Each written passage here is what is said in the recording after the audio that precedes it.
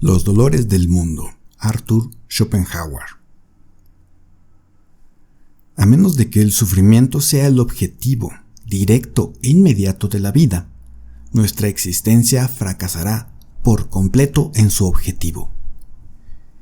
Es absurdo considerar que la enorme cantidad de dolor que abunda por todas partes en el mundo y que tiene su origen en necesidades y carencias inseparables de la vida misma, no sirve para nada y es el resultado de una mera casualidad. Cada desgracia aislada, tal como se presenta, parece, sin duda, algo excepcional, pero la desgracia en general es la regla.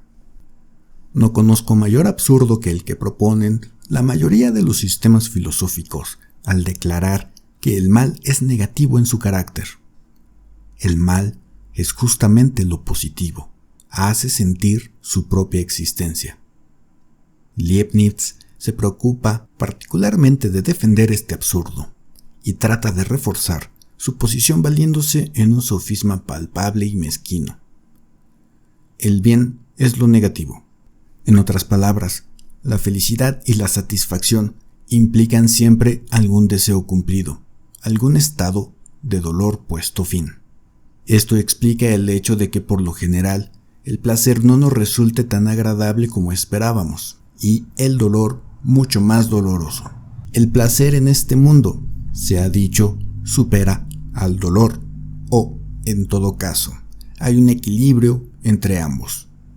Si el lector desea comprobar en breve si esta afirmación es cierta, que compare los sentimientos respectivos de dos animales, uno de los cuales se dedica a comerse al otro. El mejor consuelo en una desgracia o aflicción de cualquier clase será pensar en otras personas que se encuentran en una situación aún peor que la propia, y esta es una forma de consuelo al alcance de todos. Pero qué horrible destino significa esto para la humanidad en su conjunto. Somos como corderos en el campo, que se divierten bajo la mirada del carnicero, que elige primero a uno y luego a otro como presa. Por eso, en los días buenos, todos somos inconscientes de los males que el destino puede reservarnos en el presente. Enfermedad, pobreza, mutilación, pérdida de la visión o de la razón. No poca parte del tormento de la existencia reside en que el tiempo nos apremia continuamente, sin dejarnos respirar, sino persiguiéndonos siempre, como un capataz con un látigo. Si en algún momento el tiempo detiene su mano, es solo cuando somos entregados a la miseria del aburrimiento. Pero el infortunio tiene su utilidad, porque así como nuestro cuerpo estallaría en pedazos si se le quitara la presión de la atmósfera, así, si las vidas de los hombres fueran liberadas de toda necesidad, penuria y adversidad, si todo lo que tomaran en sus manos tuviera éxito, se hincharían tanto de arrogancia que, aunque no estallaran, presentarían el espectáculo de una locura desenfrenada. Más aún, enloquecerían.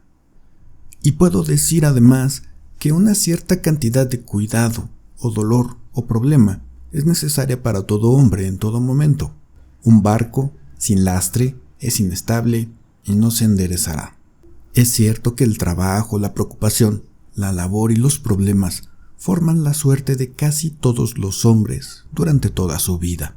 Pero si todos los deseos se cumplieran tan pronto como surgieran, ¿cómo ocuparían los hombres sus vidas?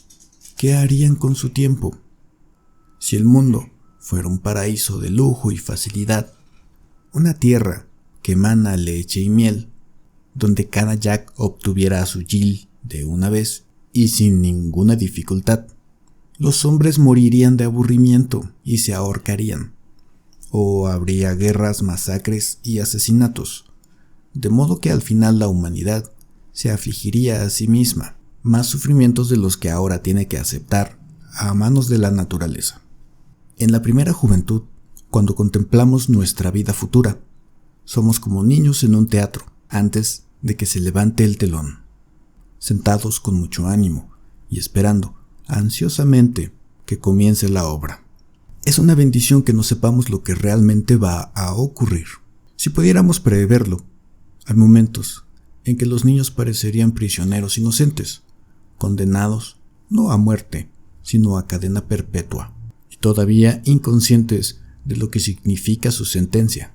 Sin embargo, todo hombre desea llegar a la vejez, es decir, a un estado de vida del que pueda decirse, hoy es malo y mañana será peor, y así hasta el peor de todos.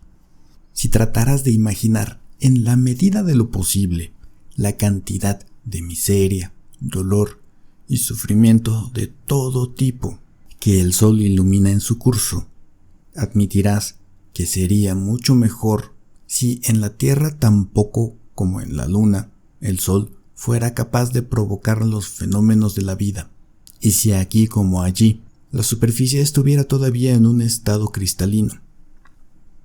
De nuevo, puedes considerar la vida como un episodio inútil que perturba la calma bendita de la no existencia.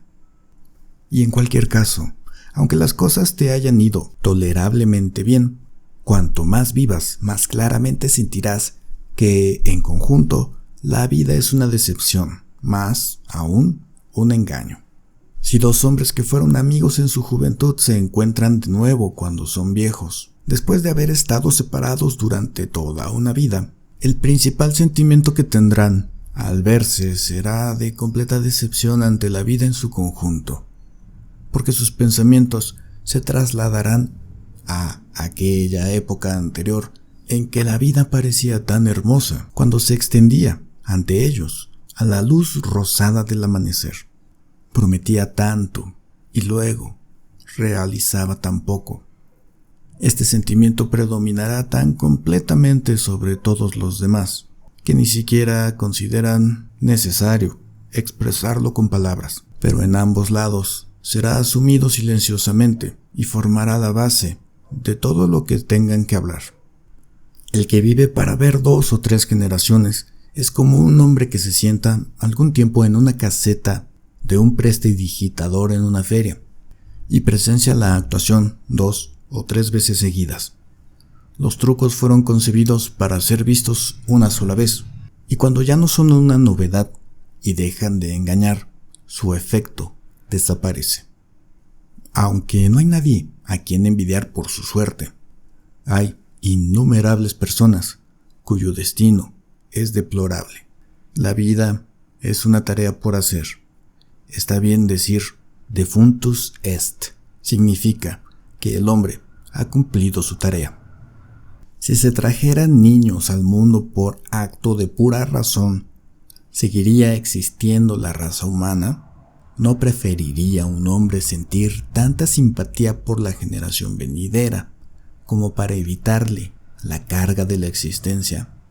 ¿No se encargaría él mismo de imponerle esa carga a sangre fría? Se me dirá, supongo que mi filosofía no tiene consuelo, porque digo la verdad. Y la gente prefiere estar segura de todo lo que el Señor ha hecho es bueno. Vaya pues con los curas y deje en paz a los filósofos. En todo caso, no nos pidáis que acomodemos nuestras doctrinas a las lecciones que os han dado.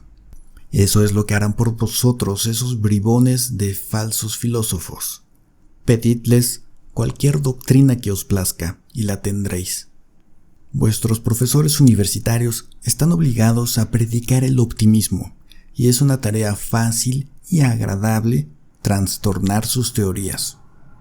Antes he dicho que todo estado de bienestar, todo sentimiento de satisfacción es negativo en su carácter, es decir, consiste en liberarse del dolor, que es el elemento positivo de la existencia. De esto se deduce que la felicidad de una vida debe medirse no por sus alegrías y placeres, sino por la medida en que ha estado libre de sufrimiento, del mal positivo. Si este es el verdadero punto de vista, los animales inferiores parecen disfrutar de un destino más feliz que el hombre. Examinemos la cuestión un poco más de cerca. Por variadas que sean las formas que adopten la felicidad y la miseria humana, que llevan al hombre a buscar la una y a rehuir la otra. La base material de todo ello es el placer o el dolor corporal. Esta base es muy restringida. Es simplemente salud, alimento, protección contra la humedad y el frío, y la satisfacción del instinto sexual, o bien la ausencia de estas cosas. Por lo tanto, en lo que se refiere al placer físico real, el hombre no está en mejor situación que el bruto, excepto en la medida en que las mayores posibilidades de su sistema nervioso le hacen más sensible a todo tipo de placer, pero también hay que recordarlo, a todo tipo de dolor. Pero entonces, comparado con el bruto, cuanto más fuertes son las pasiones que se despiertan en él, qué inconmensurable diferencia hay en la profundidad y vehemencia de sus emociones. Y sin embargo, en un caso como el otro, todo para producir al final el mismo resultado, a saber, salud, alimento, vestido, etc. La fuente principal de toda esta pasión es el pensamiento por lo que está ausente y futuro, que con el hombre ejerce una influencia tan poderosa sobre todo lo que hace. Este es el verdadero origen de sus preocupaciones, sus esperanzas, sus temores, emociones que le afectan mucho más profundamente de lo que podría ser el caso con esas alegrías y sufrimientos presentes a los que el bruto está confinado. En sus facultades de reflexión, memoria y previsión, el hombre posee, por así decirlo, una máquina para condensar y almacenar sus placeres y sus penas. Pero el bruto no tiene nada de eso. Cada vez que sufre, es como si sufriera por primera vez, aunque antes le hubiera sucedido lo mismo varias veces. No tiene el poder de resumir sus sentimientos. De ahí su carácter despreocupado y plácido. Cuánto hay que envidiarlo. Pero en el hombre entra la reflexión, con todas las emociones a que da lugar, y tomando los mismos elementos de placer y dolor que son comunes a él y al bruto. Desarrolla su susceptibilidad a la felicidad y a la miseria, hasta tal punto que en un momento el hombre es llevado en un instante a un estado de deleite que puede incluso resultar fatal, y en otro a las profundidades de la desesperación y el suicidio. Si llevamos nuestro análisis un paso más allá, encontraremos que para aumentar sus placeres, el hombre ha añadido intencionalmente el número y presión de sus necesidades, que en su estado original no eran mucho más difíciles de satisfacer que las del bruto. De ahí el lujo en todas sus formas, la comida delicada, el uso del tabaco y el opio, los licores espirituosos, las ropas finas y las mil y una cosas que considera necesarias para su existencia. Y por encima y más allá de todo esto, hay una fuente separada y peculiar de placer, y por consiguiente, de dolor, que el hombre ha establecido para sí mismo, también como el resultado del uso de sus poderes de reflexión, y esto le ocupa fuera de toda proporción con su valor, es más, casi más que todos sus otros intereses juntos. Me refiero a la ambición y al sentimiento de honor y vergüenza. En palabras llanas, lo que piensa sobre la opinión que otras personas tienen de él, adoptando mil formas, a menudo muy extrañas. Esto se convierte en el objetivo de casi todos los esfuerzos que realiza, y que no tienen su origen en el placer o el dolor físico. Es cierto que además de las fuentes de placer que tiene en común con el bruto, el hombre tiene también los placeres de la mente.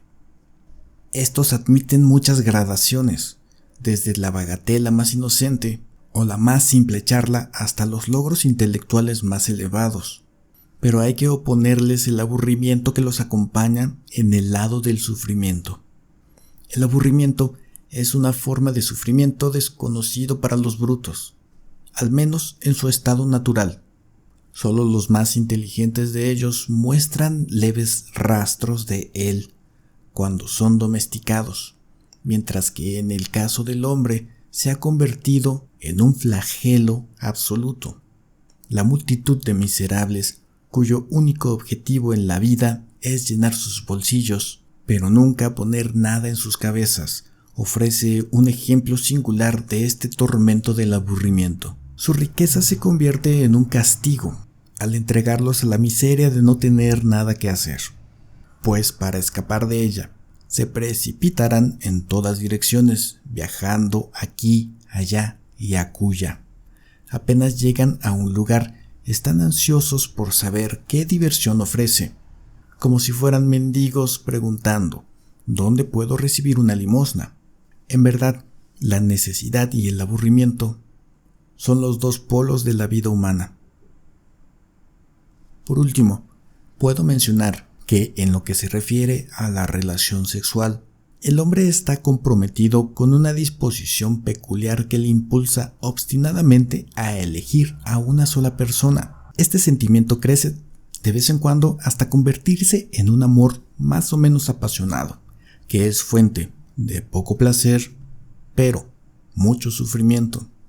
Es sin embargo algo maravilloso que la mera adicción del pensamiento sirva para elevar una estructura tan vasta y elevada de felicidad y miseria humanas, descansando además sobre la misma base estrecha de alegría y tristeza que el hombre tiene en común con el bruto, y exponiéndole a emociones tan violentas, a tantas tormentas de pasión, a tanta convulsión de sentimientos, que lo que ha sufrido está escrito y puede leerse en las líneas de su rostro, y sin embargo, a final de cuentas, ha estado luchando por las mismas cosas que el bruto ha alcanzado, y con un gasto incomparablemente menor de pasión y dolor. Pero todo esto contribuye a aumentar las medidas de sufrimiento en la vida humana, fuera de toda proporción con sus placeres.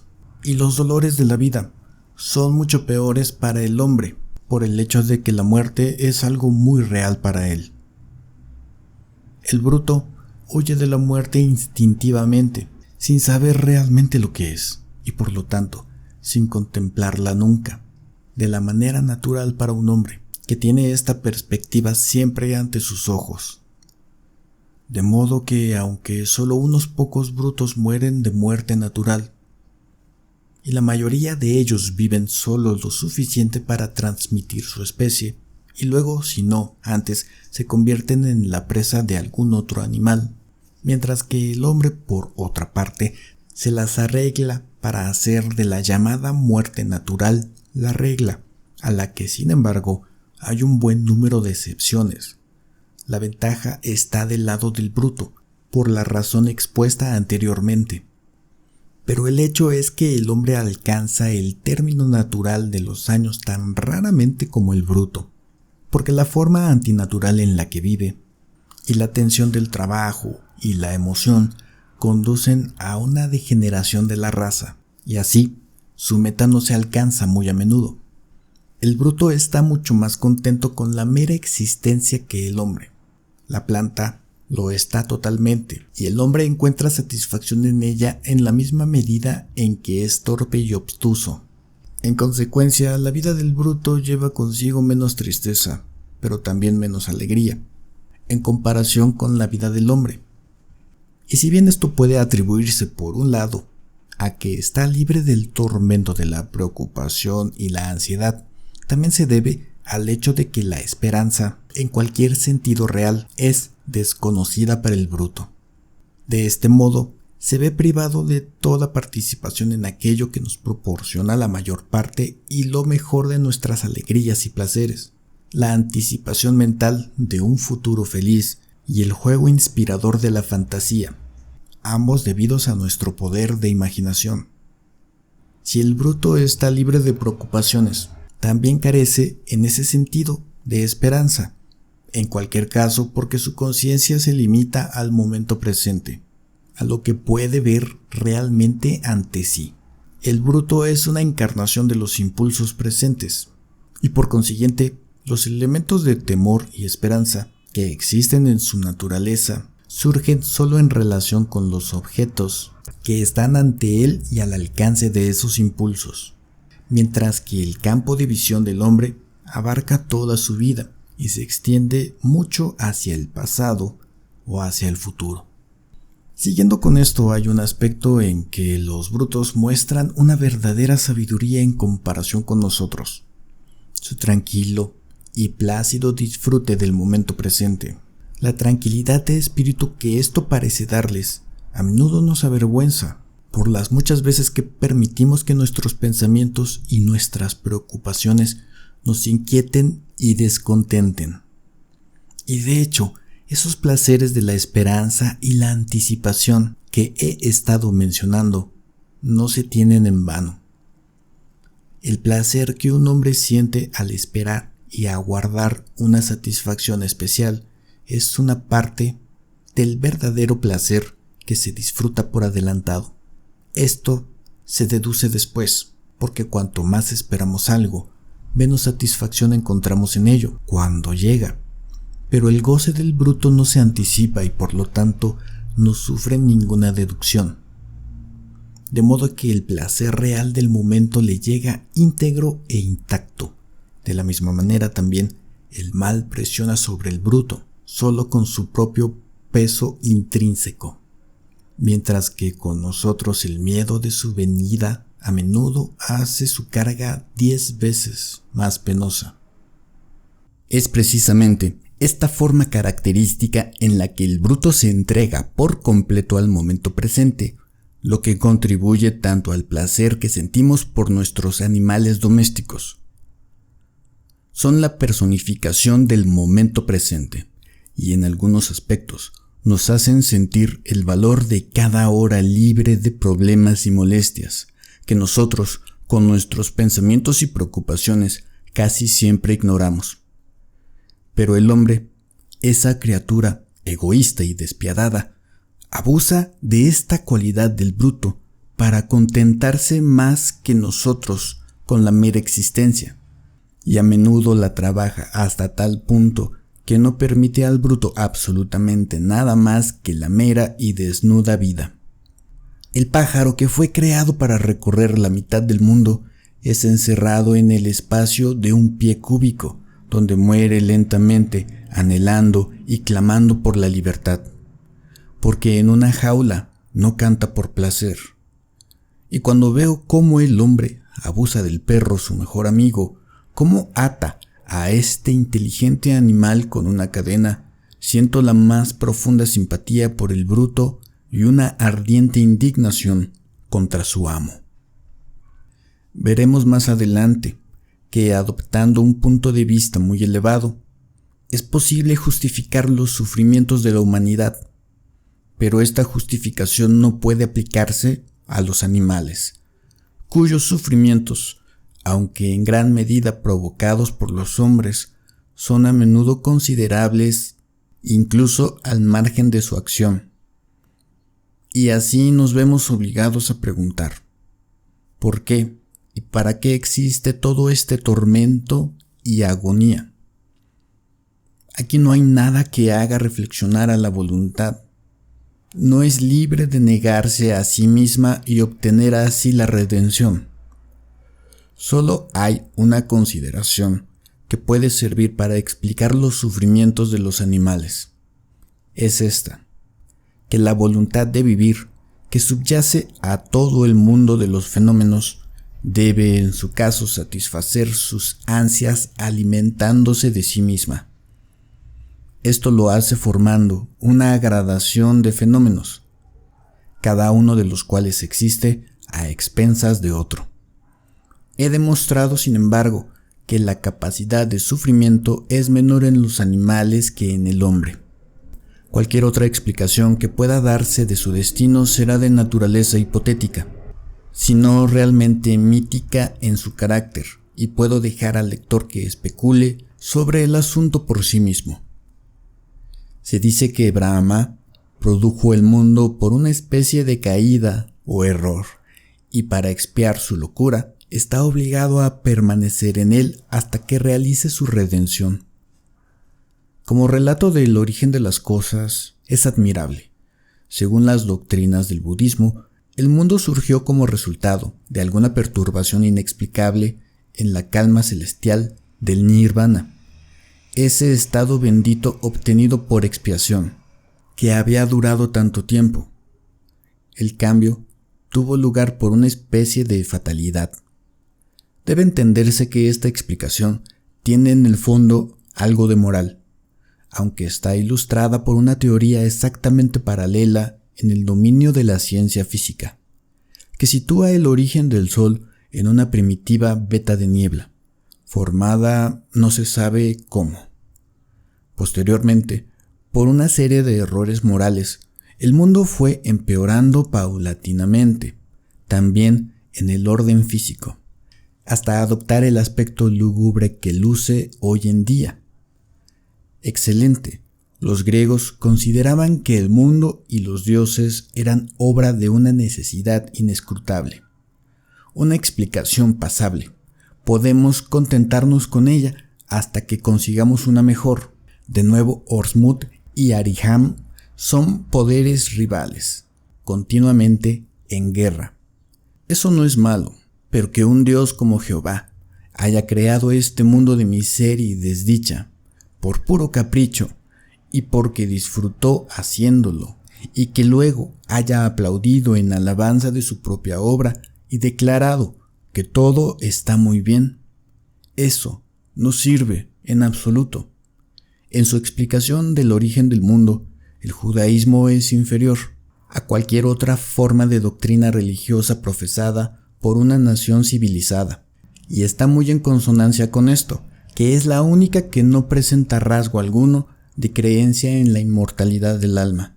Aunque Leibniz sostuviera que este es el mejor de los mundos posibles, eso no justificaría que Dios lo hubiera creado, porque Él es el creador no solo del mundo, sino de la posibilidad misma, y por lo tanto debería haber ordenado la posibilidad de tal manera que admitiera algo mejor. Hay dos cosas que hacen imposible creer que este mundo sea la obra exitosa de un ser omnisapiente, todo bueno y al mismo tiempo todopoderoso. En primer lugar, la miseria que abunda en él por todas partes, y en segundo lugar, la imperfección obvia de su producto más elevado, el hombre, que es un burlesco de lo que debería ser.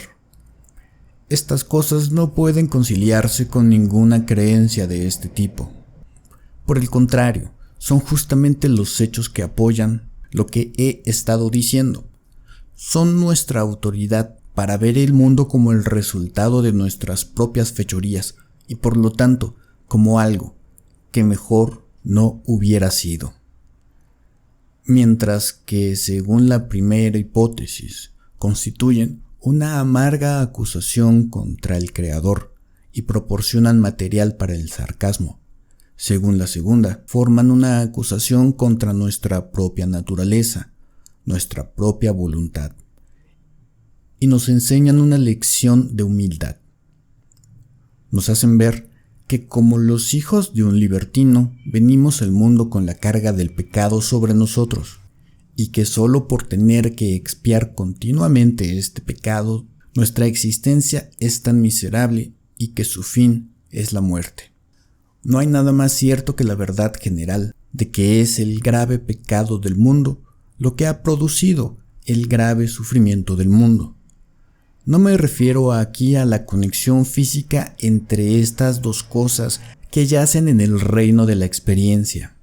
Mi significado es metafísico. En consecuencia, lo único que me reconcilia con el Antiguo Testamento es la historia de la caída. A mis ojos, es la única verdad metafísica de ese libro, aunque aparezca en forma de alegoría. No me parece que haya mejor explicación de nuestra existencia que la de que es el resultado de algún paso en falso, de algún pecado del que estamos pagando la pena. No puedo dejar de recomendar al lector reflexivo un tratado popular, pero al mismo tiempo profundo, de Claudio sobre este tema, que exhibe el espíritu esencialmente pesimista del cristianismo. Se titula Maldito sea el suelo por tu causa. Entre la ética de los griegos y la de los hindús hay un contraste flagrante. En un caso, con la excepción, hay que confesarlo, de Platón, el objeto de la ética es permitir al hombre llevar una vida feliz. En el otro, es liberarlo y redimirlo de la vida por completo, como se afirma directamente en las primeras palabras del Sanya Karika. A esto se une el contraste entre la idea griega y cristiana de la muerte. Se presenta sorprendentemente de forma visible en un bello sarcófago antiguo en la Galería de Florencia, que exhibe en relieve toda la serie de ceremonias que asistían a una boda en la antigüedad. Desde la oferta formal hasta la noche en que la antorcha de Himeneo ilumina el hogar de la feliz pareja. Compárese con el féretro cristiano, envuelto en un negro lúgubre y coronado por un crucifijo.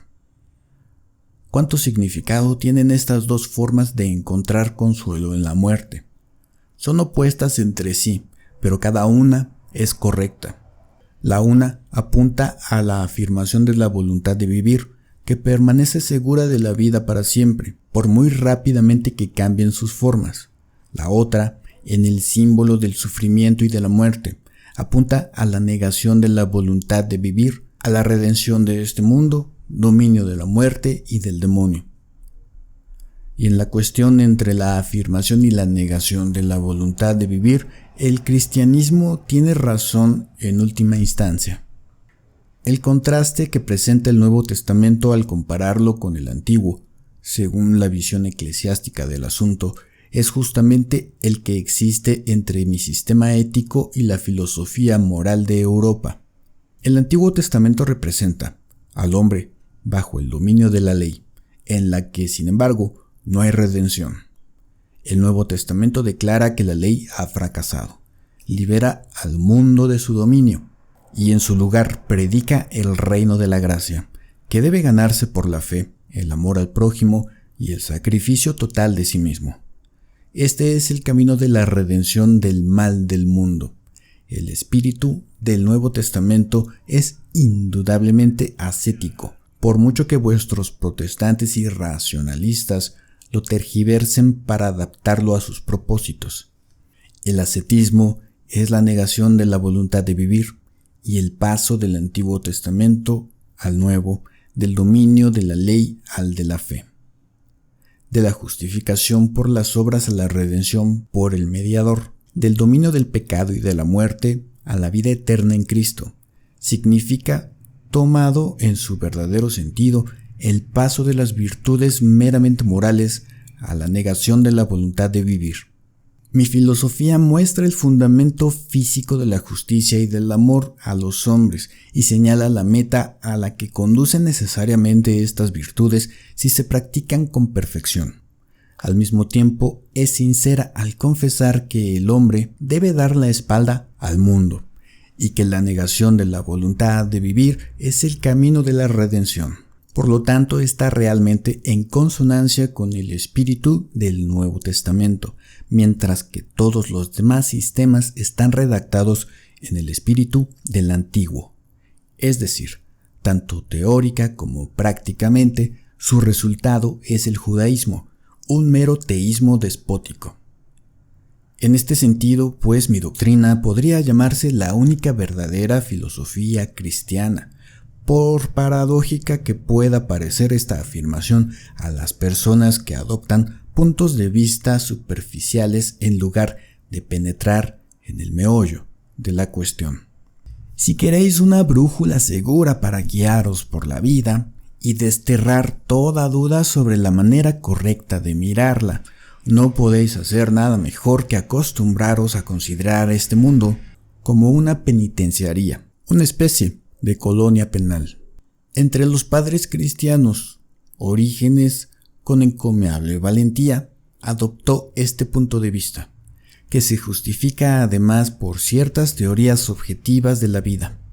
Me refiero no solo a mi propia filosofía, sino a la sabiduría de todas las épocas, tal como se expresa en el brahmanismo y el budismo, y en los dichos de los filósofos griegos como Empédocles y Pitágoras, como también por Cicerón, en su observación de que los sabios de antaño solían enseñar que venimos a este mundo para pagar la pena del crimen cometido en otro estado de existencia, doctrina que formaba parte de la iniciación en los misterios. Y Vanini, a quien sus contemporáneos quemaron, encontrando que era una tarea más fácil que rebatirle, expone lo mismo de una manera muy contundente. El hombre, dice, está tan lleno de toda clase de miserias que si no repugnara a la religión cristiana, me atrevería a afirmar que si los espíritus malignos existen, han tomado forma humana y ahora están expiando sus crímenes. Y el verdadero cristianismo, usando la palabra en su sentido correcto, también considera nuestra existencia como la consecuencia del pecado y del error.